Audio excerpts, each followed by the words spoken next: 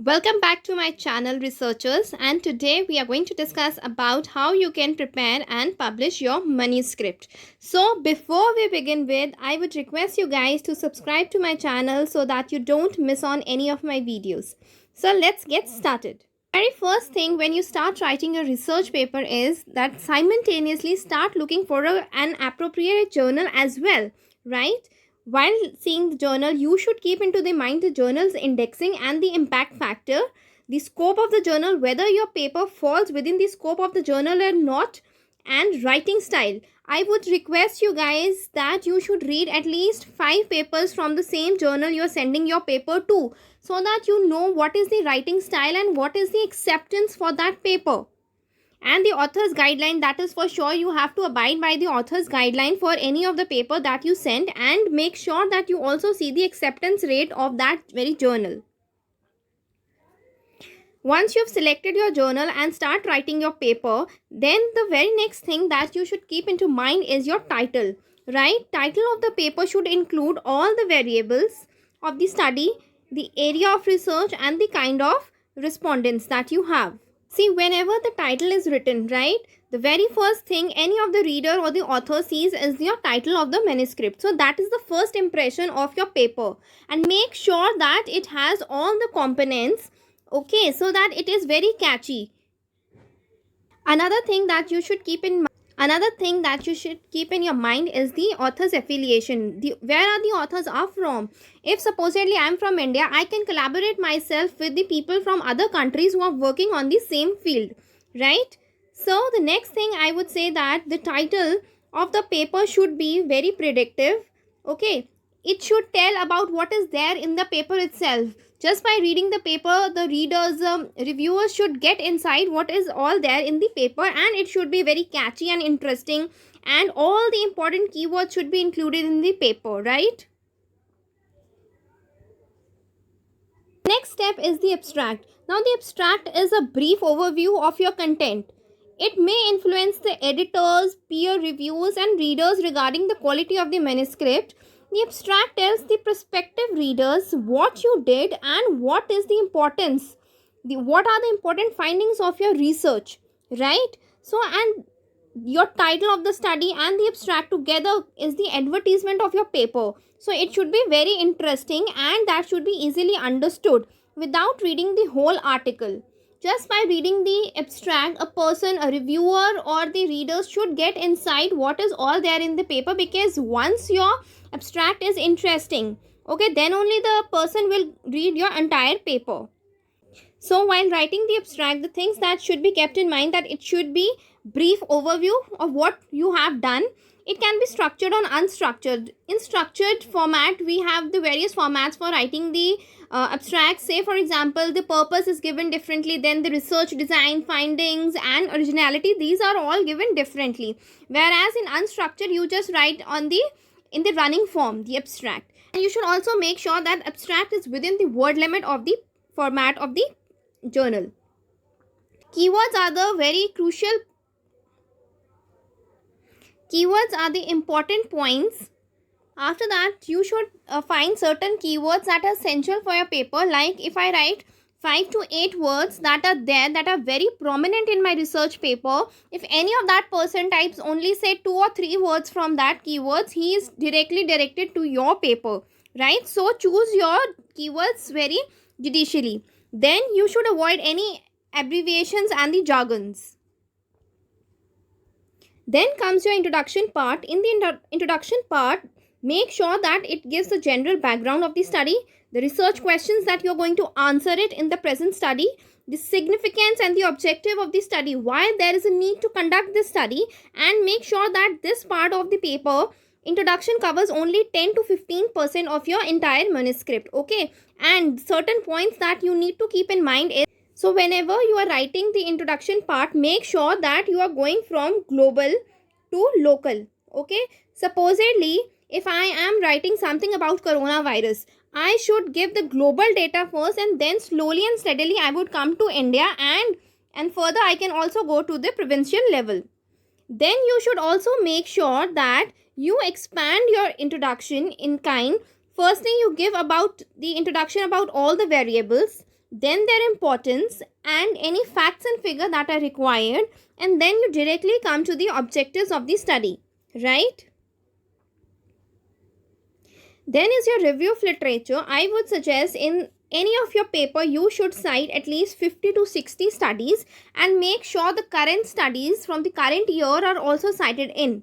Then the review of literature will give you a certain research gap. That is very important. Research gap gives what? It gives the novelty to the paper.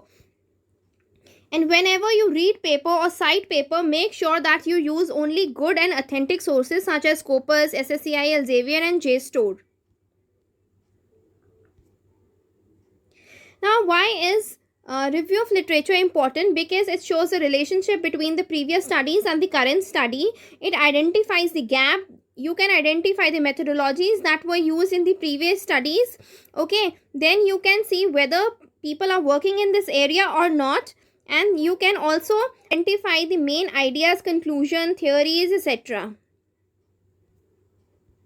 Then comes the methodology part. This is one of the main part of any of the study, and this should be very strong.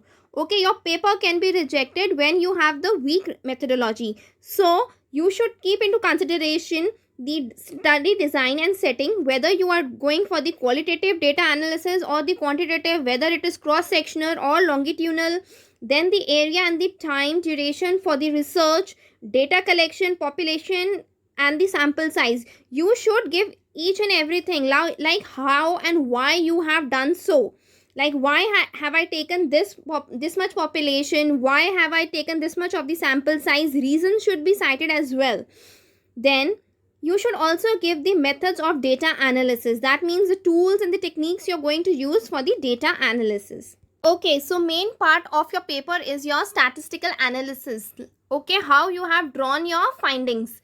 So for this, there are number of tools available. For example, SPSS is there. Okay, R is there and Stata is there. So which tool you choose and why, you should give that reason and the techniques that you use. Okay, then in data analysis, you give the basic characteristics of the data and the main results in tables and figures with brief descriptions should be given. Secondary data, if you are using any, should be cited on separately.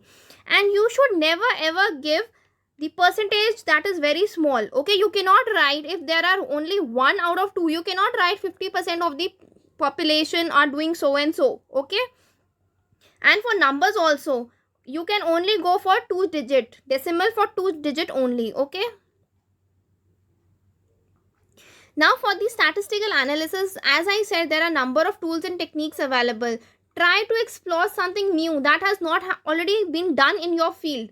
Okay, don't only go for correlation and regression. They are very obsolete. Nowadays, you can use SEM technique. You can either use ordered logic model, binomial regression, etc. Go for new techniques. Okay, that is very attractive to the reviewers and to the your audience also. Next come is the discussion. Now I have seen many of the papers get rejected only on the basis of the discussion because they have the very weak discussion. In discussion, you should see that it is just the summary of the main findings. Do not come with new results or findings in discussion part, and you should ensure that results answer all your research questions that were there in your introduction. Okay, you should do the comparison of your finding with that of the studies, of the previous studies. This is very important. Please keep this in mind, like whatever are your findings, you should compare it with the previous literature, whether they are consistent or inconsistent. Okay, even if they are not consistent with the previous studies, you should try to give the reasons for the same. You should try to convince the reviewer and your readers, yes, that okay, even if your results are inconsistent, you have the reasons for the same. Then is that no new results should be presented and no repetition of the actual data should be done in the discussion part, and you should conclude in 1 or 2 paragraphs.